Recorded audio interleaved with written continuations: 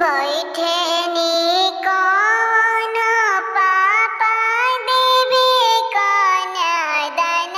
जी बैठेनी कौन पापा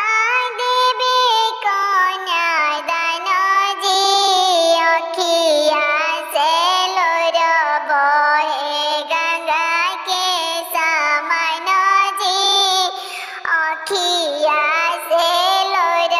बहे गंगा के समान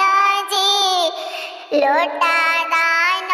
करियो पापा थाली दान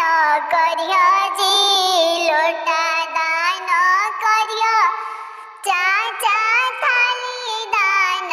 करियो जी अपना दुलारी बेटी के जन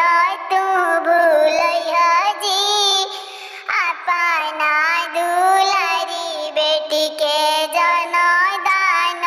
करियो जी लोटा फूटी जाए पापा थाली टूट जाए जी लोटा फूट जाए पापा थाली फूटी जाए जी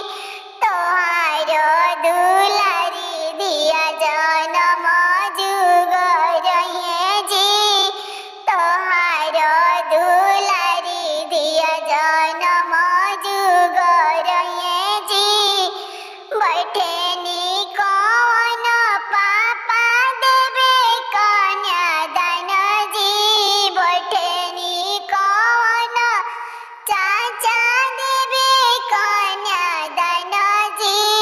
अखिया से लोर बहे गंगा